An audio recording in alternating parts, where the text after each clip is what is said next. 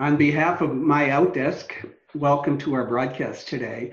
I'm Brian Allen with MyOutDesk, and with me today is Chris Jackson. And Chris Jackson is our Vice President of Innovation. Chris, why don't you say hello to the audience and just give us a quick backgrounder on your career? Hey, how's it going? I hate going through my career or whatever, but Oh, you have a cool career. Come on. I was a physicist. I designed computer chips at one point for Intel. I was a global marketer for technology firms. I founded a couple technology startups and worked in financial services, Wall Street technology as well. And now I'm here and we work on outsourcing and offshoring. So in your role as Vice President of Innovation, what's the key mission there? What I do is think about what is the best way to build a business of different industries, both through technology, through marketing efforts, with one goal: grow that business, grow that revenue, grow that customer base. This audience is technology based, so having come from that field in Silicon Valley and founding technology companies, the way I would do that is I understand the amount of money that comes into that arena, into those industries. A lot of those venture capitalists are focused on, what is your customer base? Is it diverse? What is the lifetime value of customers? And then enhance that, because a lot of technology firms want to, say, be purchased or just grow organically. So for this webinar, those are some of the things I'm considering. And I've called up a few of the attendees' web pages that maybe we can just walk through the advice we're going to give here. Let's apply it to maybe a couple companies that I Sure. Okay, fantastic. So I'm going to give you a quick 1 minute or less background on me. I'm the Chief Revenue Officer at MyOutDesk, and I've had a long career in tech. I went to University of Wisconsin and studied computer science and marketing, an odd combination back then. And what I wanted to do when I graduated was to build a tech company. So I did that way back when Oracle was a tiny little company and they didn't have sufficient software development tools. I built a company called SQL Builder Software. My wife calls me the Forrest Gump of technology because I've worked with some pretty cool people over the years. The first guy I hired at SQL Builder Software is Satya Nadella, and he worked for me for 3 years. And we wrote. Are you talking about the CEO of Microsoft? Yes, yeah.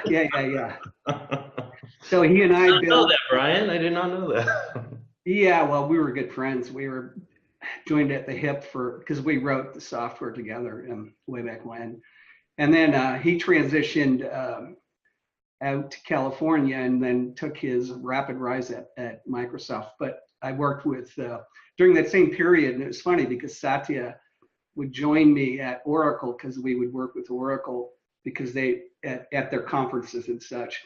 Hey Brian, you're not Canadian, right? No, I'm from Wisconsin. There. It's called a Yooper accent, by the way. Right. I never noticed it until I heard you on recording right here. Yeah. Okay. So the more Forrest Gumpisms are, we worked really closely with Oracle at the time, and Mark Benioff had just graduated from USC, and Satya and I became best friends with him and went out drinking with him, and he was just a rock star back then too. So I worked with just a ton of really cool people throughout my career. Recently, I was at a company called Marketo, which is the top marketing automation company. And I felt like I was back in college because I learned so much. But that was an amazing experience, and mainly because I got to work with some amazing customers like Tesla and General Electric and all these cool companies. So that's my background. I'm really keen on using virtual professionals. We call our staff virtual professionals versus virtual assistants. We recommend you growing with a blended org chart. And a blended org chart's a pretty logical idea because most large companies like an IBM or a GE are already using a blended org chart where they have in-house staff and they have a virtual team supporting and working hand in hand with your team. So we're going to talk a little bit about that today, why that makes sense. why we call our people virtual professionals, because they take on a bigger role in your organization. They're just not assistants to people. For example, Chris and I run sales and marketing, and our entire SDR team is made up of virtual professionals. Our entire marketing team is made up of virtual professionals. And we're running probably one of the most sophisticated marketing platforms in marketing stack that you're going to see. Hey, let me add something to that. When we talk about virtual professional, sometimes I hear from prospects, not clients, because clients understand this as, well, if they're far away, they're not in the office, does that, impact anything? And the answer is really simple, because in a brick and mortar office, often, 80 or 90% of the people are not going to actually see physically the other people. They work in offices, they're connected to the internet, they're doing their work. And so the response kind of is, well, it's not that different. They may be far away, but is it really that different? And we work very hard with our coaches and our account managers and our teams to try to get that look and feel that they are part of your organization. They work alongside you. You may not physically touch them, but they are that close of a team member. Versus in model like, say, Upwork, where you go to their marketplace, you get a person, and then it's up to you if they're good or not good. If you have to manage them, if they don't work out, you have to replace. We handle all that, and you just deliver the work that needs to be doing, and it gets done by these very professionally skilled people. Yeah, and that's the reason our customers are so successful with their growth, in that we do all the vetting and the HR work with our virtual professionals. We work with our customers in the onboarding process, because regardless if you're hiring an in-house staff or you're hiring a virtual professional, you got to have a good onboarding program. We have the infrastructure in place, subject matter experts and onboarding coaches. So when you move forward with a virtual professional, you're going to have the results that you're looking for. Okay, let me throw in our process where we start with a big bar and it gets to a little bar, and that is our output of all the incoming virtual professionals.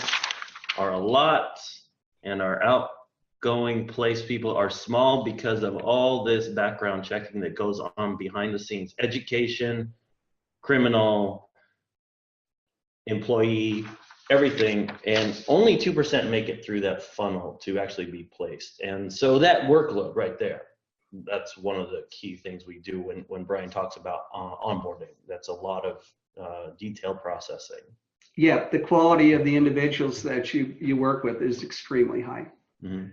And, obviously there's a benefit in a financial benefit in reducing cost also with virtual professionals, in that for around $21,000 a year, you get somebody who becomes part of your organization and gains value over time. Our customers typically see very high returns on their investment with virtual professionals, like 5 and higher, and many times much higher. And just to give you a return on the investment, so 21,000, really an American worker in an office you're not really going to interact with, they're just working in the back, maybe $50,000 to $70,000, maybe more. Some of our marketing professionals would be able to, if you hired an onshore person, would be 5 times larger. So the cost benefit is huge.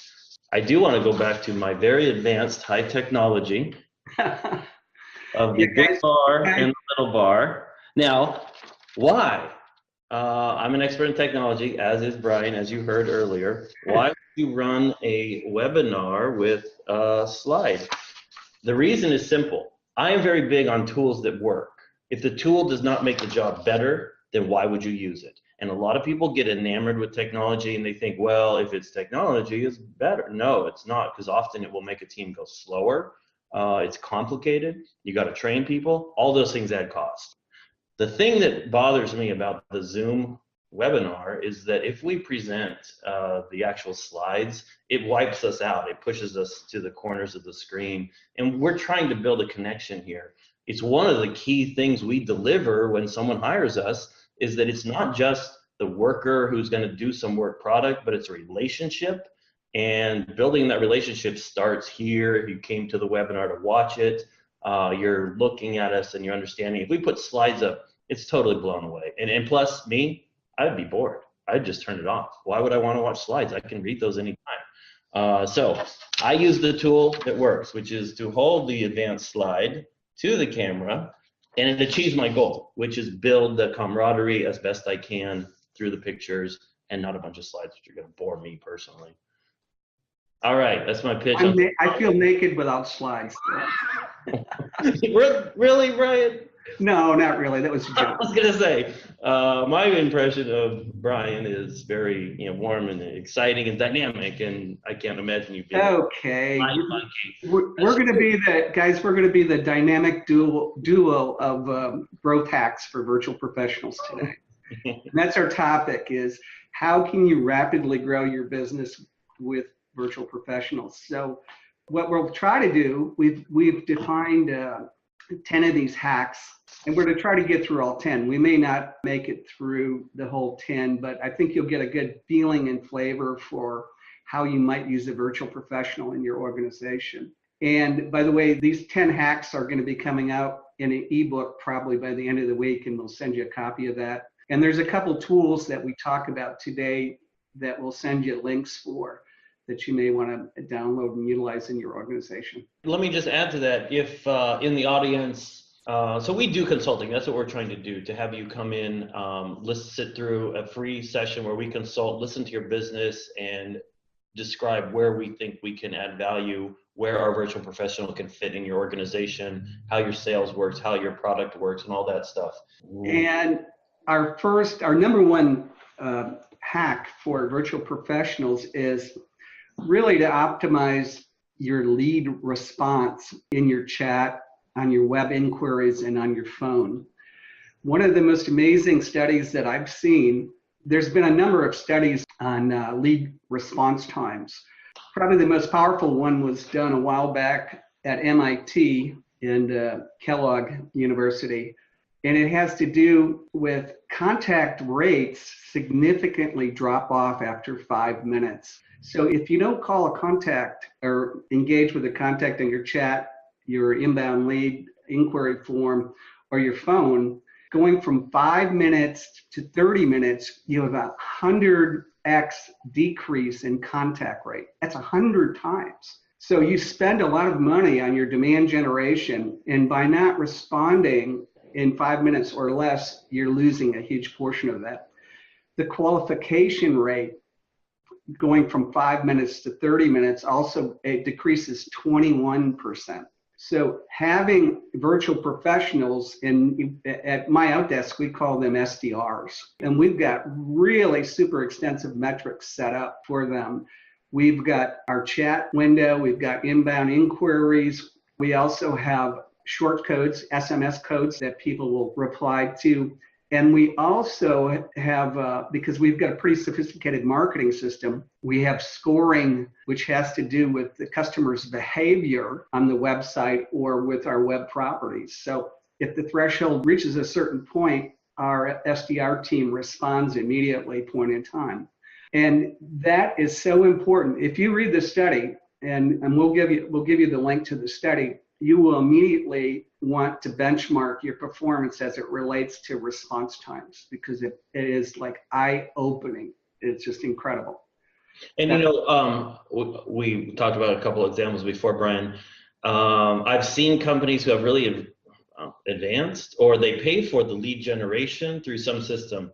The one I was telling you about in one of our industries, Home Advisor. So a web page, you need home improvement, you go there, and they're going to help you understand siding or roofing or whatever. But really, it's just a lead generation system. You put your name in, and then bam, they sell that name out. But what happens is, a lot of these companies, I didn't know that at first, I found out later, is that some of the people who paid for these leads didn't then follow through for over a week. I couldn't believe it, as I would get calls on day 4 or day 7 or day 10. And I thought, wow, I had already made a different decision at that point. But that's exactly what you're talking about. That's what I'm talking about. Right. You're talking about the MIT study. If they had called within 5 minutes or an hour or even in that day, that's a closed sale. Why Exactly. would you pay for the lead generation and then not execute with a real person? And you can't staff a US based person, say, 24 hours a day. It would be really expensive for the trickle of calls that might come in off your lead gen system. Yeah, and you probably don't need 24 hours a day, but you do need, 12, Quick, 14 quick, hours a day. Yeah. quick response. So I'll give you another example of that. Chris and I are always shopping around for new products that might improve our performance from a revenue standpoint I would say a customer journey standpoint, improving kind of the quality of that journey for our customers. So we're looking around at some products, and I had called, and I'm not bashing, but they're a pretty big company, Canadian company called Hootsuite. So we could do a better job managing our social media presence and perhaps tie that into customer service, customer support. And I literally filled out a request for someone to call me, and I fully expected to get called within a couple minutes. It was 2 days later before, and I didn't even get called. They have too much money, Brian. They're like, They sent me an email, and all during that process, I'm shopping around with their competitors. So they like absolutely blew it in terms of their follow up with somebody who's buying. We're definitely buying that category product right now. Plugging it in.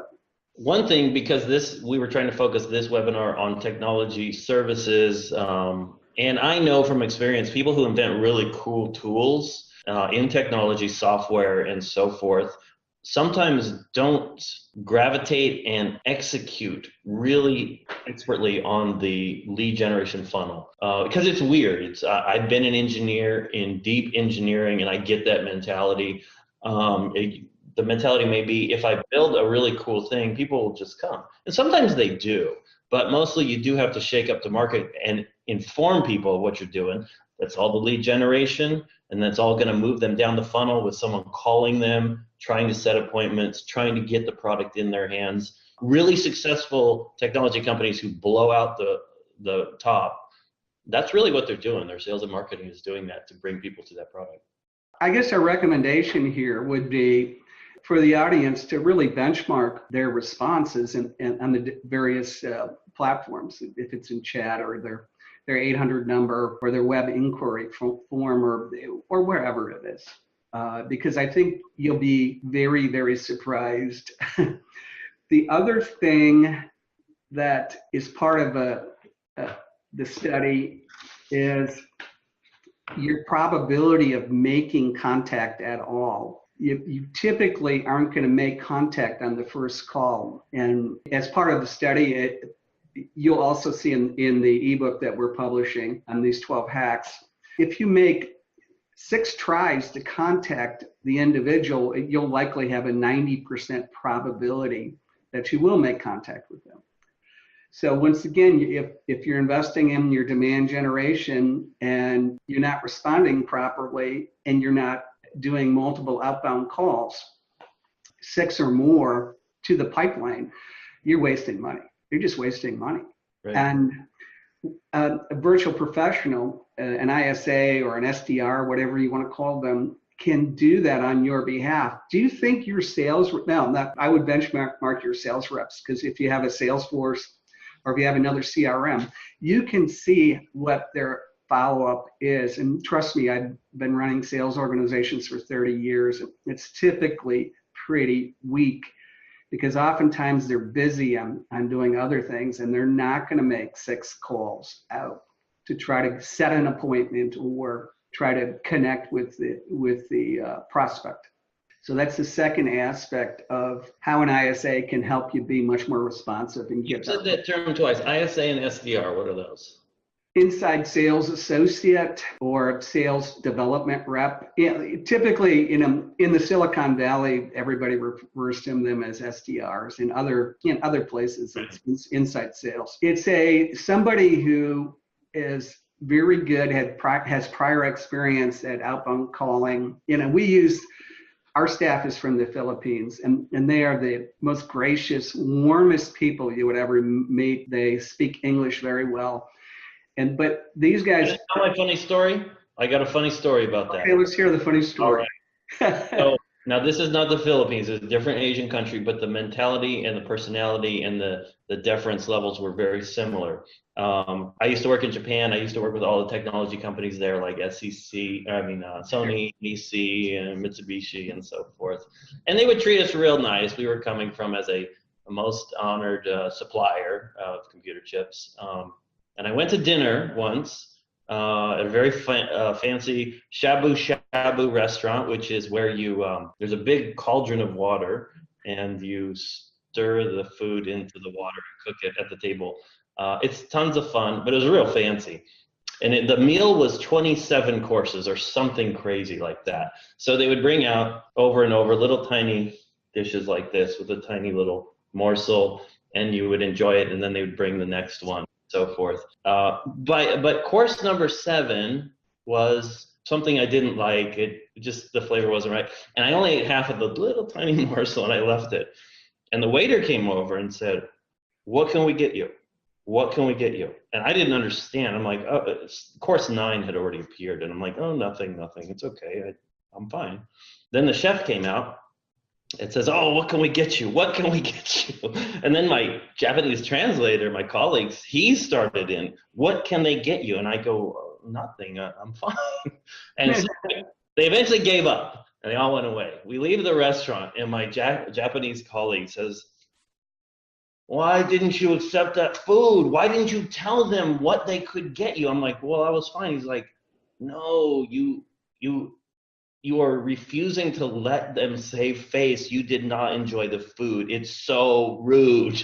And I'm like, I didn't know. I didn't know. And I asked him, "Did I bring shame to my family?" And he goes, yes, of course. But that whole... No, I'm with you. I understand exactly the point you're making there. Yes. And we get that super high level that you honestly, in my experience, you just don't find in American workers. We work differently in America.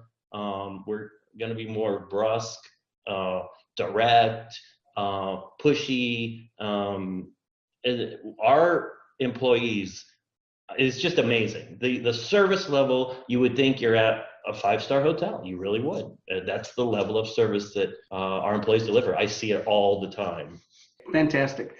So this first one on response times, I would, as I said, I would try to benchmark your organization on response times, and then also on how the quality of the follow-up for your staff, because we think we could probably improve that dramatically, which is going to impact your revenue for sure. Okay, let's go on to the second one, somewhat related. The second hack is outbound prospecting and appointment setting.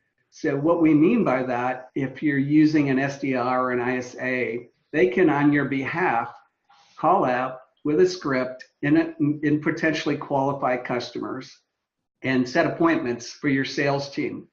Salespeople, I have a philosophy of this, and I think in the Silicon Valley they have a philosophy of this too, is that you want salespeople to focus on selling and not prospecting. And with marketing automation and SDR groups, you can very cost effectively set appointments for your salespeople that are productive appointments where they're focused on face-to-face selling versus, because most salespeople are pretty bad at prospecting. The vast majority are.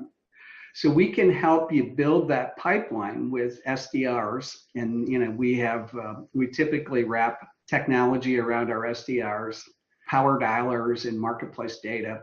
And those things will help them become, very, very productive. One of our customers told me the other day that Cisco invented the SDR in Silicon Valley. Now, I'd never heard that, and they could be lying to me. I think you're right. Right. Or that the SDR, well, it existed in other industries. It didn't exist in the technology field in Silicon Valley. They could everybody uses the same playbook now in the Silicon Valley. Marketing automation, really high-end marketing automation that integrates with the SDRs, that integrates with field sales. So the lines between sales and marketing have completely blurred. You really need that playbook that allows you to very cost effectively get market visibility, and then the SDRs to set appointments and your sales guys to close business. That's exactly what Chris and I have put together at MyOutDesk. You have very good marketing, very good responses with our SDR team. They're really trained up really well. And then our sales guys, we structure their quota to be 75% of their business comes from appointments set by the SDRs. The other 25% of their quota comes from referral marketing and just plain organic growth from our customers. So it works out really, really well. All right. How about a commercial? You want a commercial? Okay. Slides. Here is our team, or some of them. This is a, let me see if I get that in focus. Anyways, that's a picture with a lot of people. That's what that is. This is some of our virtual professionals. So it's a large organization. We've been around about 10 years. We've placed 4,000 or 5,000 virtual professionals. They have a convention every year. It's coming up in a couple weeks, I think. And they all meet at a big resort in the Philippines. Yep, and I am actually going to attend that convention. And some people are disappointed because the president of the country closed, I think is it called Boracay? Boracay Resort? Right. All white sands. I've seen pictures of it. But I guess he closed it for 6 months to make it real nice. So that's my commercial, some of our people. Okay.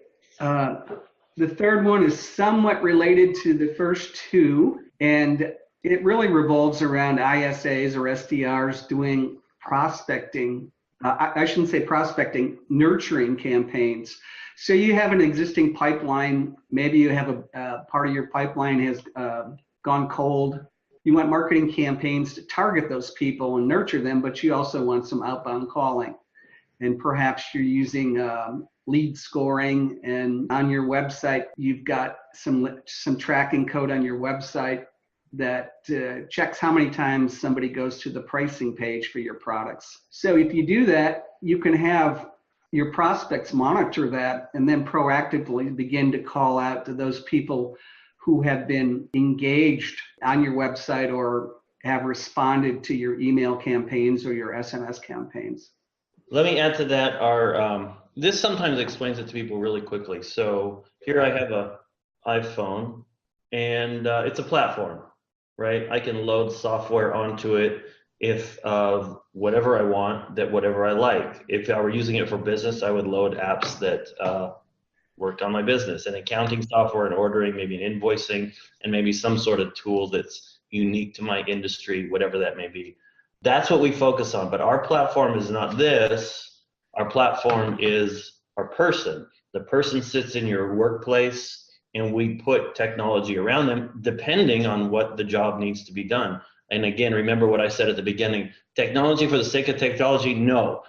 Technology that makes the job faster and easier. In this case, Ryan, we talked about Marketo, we talked about market automation systems, you're blasting out email campaigns, SMS campaigns, trying to get that person. What I always use is the example of the sandwich board guy who stands in the street and dances and says, over here. Now, when they come in the door and go, I finally, after walking by the sandwich board guy, came in after 9 tries, like the earlier study you said, 6 tries equals 90% connection rate. They come in, now our virtual professional is addressing them, and then using other technology tools of setting the appointments, doing the placements, and then the long-term life of the customer to really, we base our things on outcomes. It's not just we put a person in and they do 40 hours a week work. No, it has to be, we're going to increase revenue 2x. We're going to get 30% more appointments. It's something measurable, because, or else you're going to run into these companies. If you search virtual assistant, you're going to get 100 million companies that say, sure, we do that, cheaper than us, but you will get almost no value. I've tried them, and they're not very valuable, if they ever have a value, because there's nothing behind the person who you place.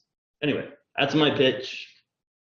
I didn't mean to interrupt you, Brian. No, that was really good. That's really good. Probably I talked earlier about this blended org chart, and part of what we do as a company with our systems and our processes enables that blended org chart. Because when we go through a consultation, And we definitely recommend that you do that as a next step if you want to learn about if this is a fit for you or not. But when you go through it, as Chris said, we focus on uncovering how you want to impact your business outcomes. Most organizations focus on increasing revenue. Almost all organizations want to do that. But some organizations will focus on productivity of key staff members. So we'll coach you up and walk through that. And then we'll talk about what those outcomes are going to be. Let's say you're going to increase revenue by 25% by adding 3 ISAs or SDRs, or whatever you're going to do. And they're going to do outbound calling. They're going to improve your response rates. And we'll set up those statistics and we'll kind of vet that too to say, hey, is that going to be the proper return for your organizations if we can hit those quantifiable business outcomes. So we'll go through that, and then the final step of the process of the consultation is we'll do a readiness check with you. And the readiness check really deals with, hey, what systems do you have in place that the SDR needs to learn or the ISA needs to learn? If there's gaps in the readiness, we'll work with you, and our business coaches will work with you during the onboarding to help fill the gaps to make sure that you have good return on the investment with the virtual professional. What the coolest part of the company is, one of the coolest parts of the company is, we have customers who have been with us for 10 years, and they started out with 1 or 2 virtual professionals, and now some of them have 20 or more virtual professionals. And some of the people have been around so long, they're literally part of the company. They get, birthday cards, Christmas bonuses, all the things while they're sitting in the Philippines. Everybody knows them. That's why we talked about that blended org chart. We're the company that knows how to do that and knows how to do it very well. Hey, concerning how would a consultation go? I picked one of the, we can see all the attendees ourselves, but I was just going to grab a company at random and sort of do a 2-minute, what would we consult with? Now this is super cold, just, don't hold me to too much high standard. So I'm looking at this one company, and what they sell is, so this is cold, I've never seen it, I just called it up. Microsoft Dynamics CRM, it sounds like maybe a net asset value add-on product. So some sort of widget that plugs onto your Dynamics CRM, I believe, in manufacturing it looks like. And they have a pretty advanced flow already it looks like for their sales funnel. They have some flow segments like discover and then demo and then decide and so forth. So that's a pretty advanced company that's really thought about their funnel, I can tell. And they sell to resellers of probably the machine parts, it sounds like, and then end users of the machine parts. And so if I were sitting back, totally cold, having just seen this, where would their best way to go 2x on their revenue if that was the goal? Let's just say. They clearly already know their reseller network, so they must be marketing to them already. But do they touch them? How often? How often do they go through their reseller network, which could be thousands of people, and just say, hi, how's it going? Or in their CRM, they're obviously CRM experts, that's part of what they sell. Are there ticklers in all their suppliers chain or their customers chain to reach out to them at set intervals? A virtual professional, if not, and I bet they probably do that stuff, but maybe they just need bodies to touch more people, or maybe they're in one geography and they want to expand they're in the West Coast, they want to expand to the East Coast or something like that. Those bodies that would be needed to do those activities is such a natural fit, because then if the outcome is, let's increase sales meetings by 2x, yeah, we're going to be able to do that. Unless they've totally become global and they've saturated the market, but that's a very rare case. Or they could even move to Canada, start calling into Canada, which is very similar to the US, or go real crazy and call every geo in the world or something. Who knows? But those are the things that would go on in a consultation as we really try to probe. I don't have the business people here from this company here to ask questions to, but we would be probing down, hey, what do you already do? Oh, you tried that, or oh, you would wish you could do that. The outcome of that consultation is just, it's gold, because that is what you would execute later on if you decided to choose that? Yeah, I personally, I think, and this might not always be true, that the executive management kind of has a gut feel on where they could fill gaps with more staff. If I can have a virtual professional for 21K who's doing outbound calling and is just rock star to caliber versus fully loaded, maybe somebody at 75,000 or more, depending on your geography with all the benefits and all that kind of stuff. I would definitely take the virtual professional approach to, improving my lead response, Right. improving my prospecting and appointment setting, because that's why I would say I definitely recommend everyone on the call to kind of benchmark where they're at. And then that will allow you to better understand how we might be able to help, how you might be able to grow your business and scale your business over time rapidly. That's totally been my experience too, Brian, is that business owners, leaders already know what needs to be done. It's often a question of resources or taking the first action step to go make it happen. It's like, that's a good idea, and we're going to get to that. We're going to get to that tomorrow. And tomorrow never comes. But choosing us to say, we understand what you want, we will execute those plans that you had. Now, here's a key thing, is that it's not in a vacuum. It's not set it and forget it. You don't hire us and then say, okay, well, where's the leads? No, it's a team effort. And we do require our clients to give some amount of training and some amount of input to guide. It's not a long task, even spending 30 minutes a week with the virtual professional. Our clients, they get results if they do that. Absolutely. Okay. Right. Commercial time. You going to 4? Okay. Here's another picture of our people. Some of our professionals. Make sure that's in focus. This is from that a mod virtual convention I mentioned. Yeah, actually, one of the ladies in that photo, her name is Shay. Which one? Who? Here. Yeah. Right. A little bit more there, right there. Yeah. I think that's Shay. Looks like her. She actually was. She was part of our SDR team. First, she was a virtual professional and worked as a marketing coordinator. Then she became part of our internal SDR team at MyOutDesk. And she was so outstanding. She is now part of our sales organization and is, so we have both US-based sales and Philippine-based sales. And we have an individual also on our sales team is in the Philippines, Henry, and he's a rock star. And he also went through the same path. So our virtual professionals actually have a pretty cool career path. So Brian, you're saying we use our own product and it's very successful for us. Yeah, and I ran a team of SDRs when I was at Marketo, and our SDRs run circles around the Marketo guys, and they're paying them $70,000-$80,000 a year. Right. I did want to point out. So this is our CEO, Daniel. Well, before I take the picture away, just to say hi to him, but I'm actually in his office taking it over at the moment. So I was gonna move to number 4, and we'll just go through this quickly. I keep on mentioning the ability to build a blended org chart with part of your staff being in-house and part of your staff being virtual professionals. I'm a big advocate in using the advancements in marketing automation to really grow your company. And, that's why I was at Marketo, and a lot of what we're doing at MyOutDesk revolves around being great from a marketing standpoint.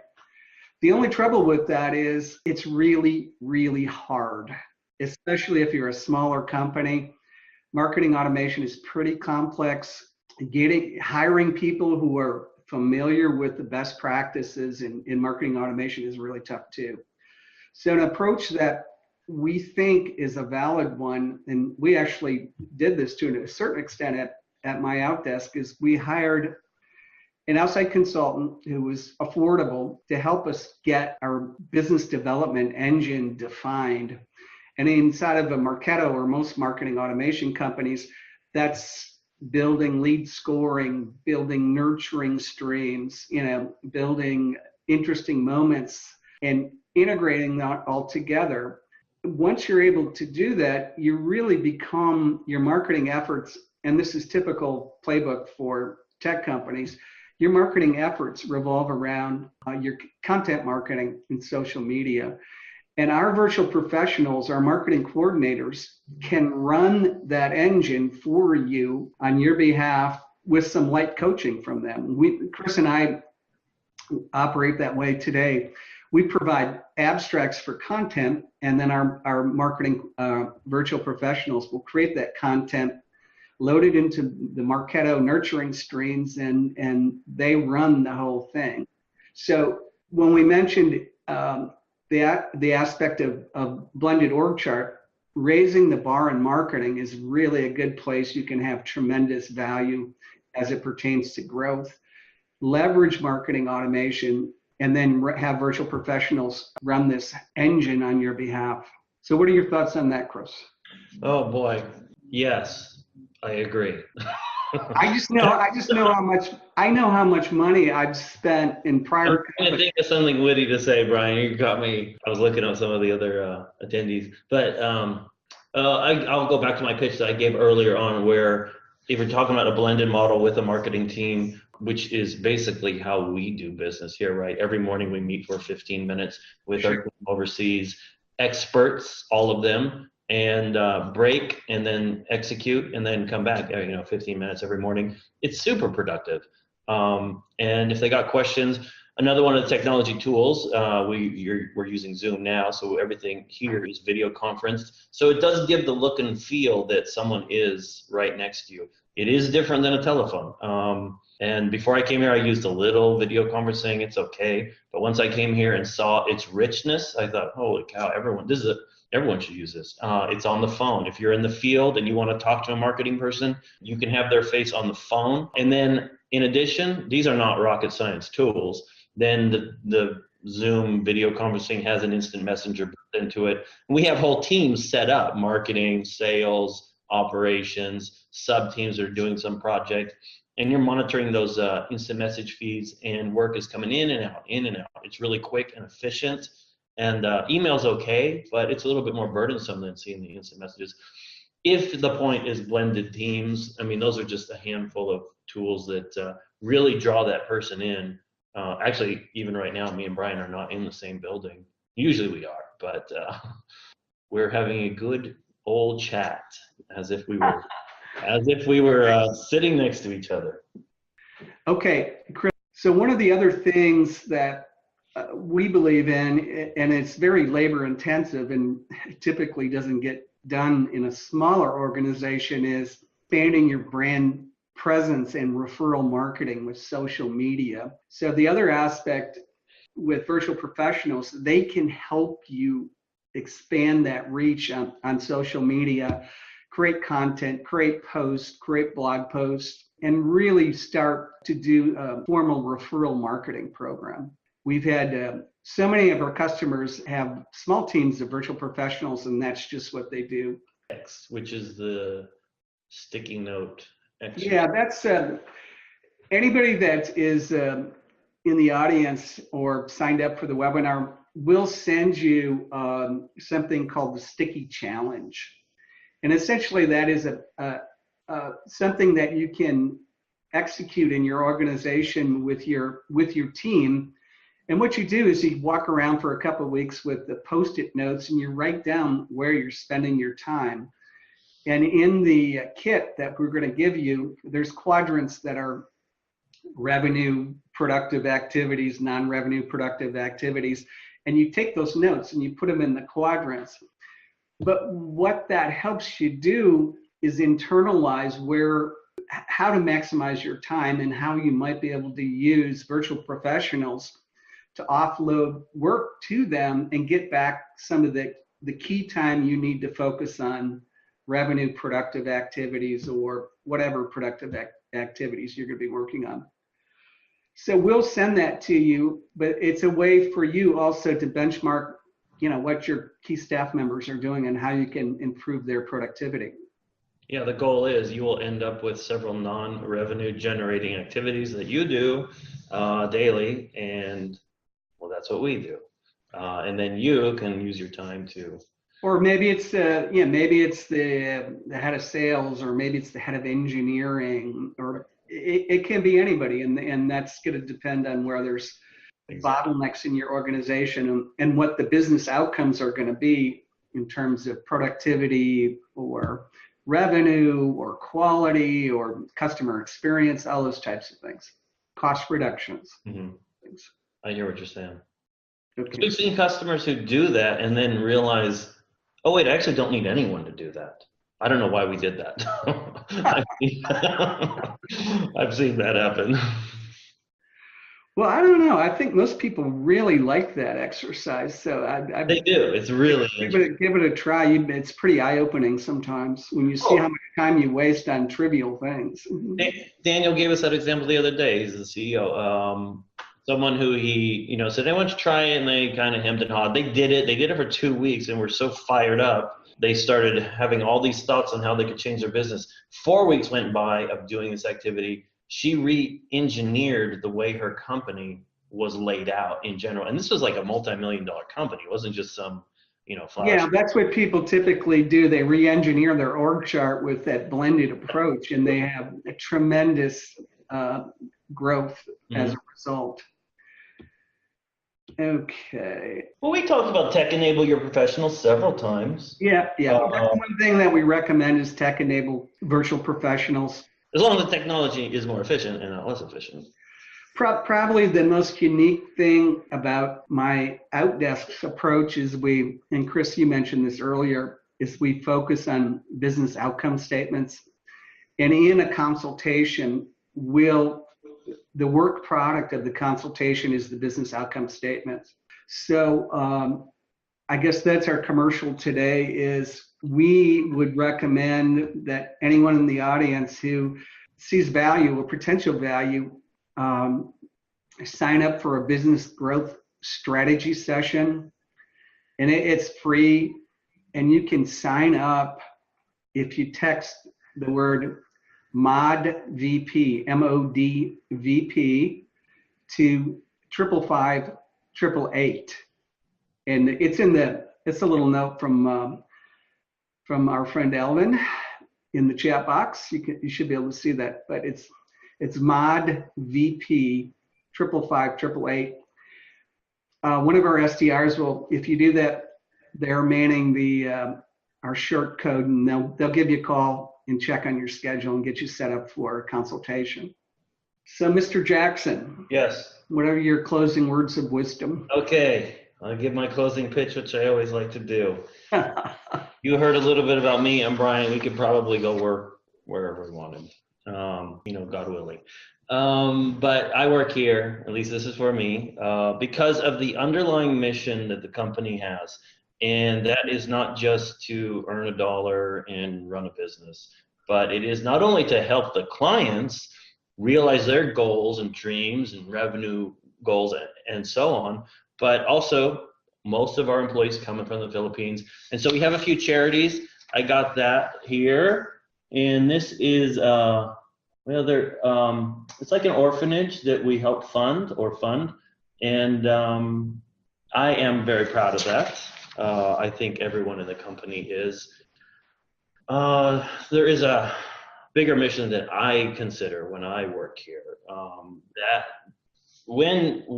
before I came here, as I was contemplating it and they were contemplating me, I heard that and I'm like, okay, that's where I want to work. In fact, I'll give you a quick story. When I used to work at Intel, I had a sabbatical, and I took my sabbatical, which is a couple months long, and I went and worked at the food bank and the soup kitchen and the homeless shelter. Every day, it was, some people go tour the world or whatever, but I wanted to see, can I realize greater peace and serenity by doing these things which are read about in psychology books or religious texts, and I'm going to do that every day for 2 months. It worked. And then I decided, hey, I'm going to quit my corporate job and I'm going to start a company and do that. And I did that and did that, so on and so forth. Ended up here because of those reasons. Those are the reasons I work here. So awesome. You got it. No, I agree with you. And, all I see is great people, good people. Mm-hmm. We're also a great partner to our customers, and we add tremendous value. Our customers love our virtual professionals. They're part of their blended organization. They're part of the team. So it's a little different because I've been involved in outsourcing before. Entirely different. We're not talking about outsourcing. We're talking about a blended organizational chart. So I'd recommend you give a consultation a go, because I think you'll really enjoy it. I know our customers enjoy the actual consultations, regardless if you move forward or not. It's just a good exercise. Absolutely. So that's all we had today. And we only got maybe 6 or 7 of your top 10, so there's more if you call. Yeah, we'll send you the ebook so you can look at it. You can give it a gander. But on behalf of Chris and I, thank you so much for attending. Yes, and we are going to sign off. Thank you. Thanks. Bye, everyone. Bye.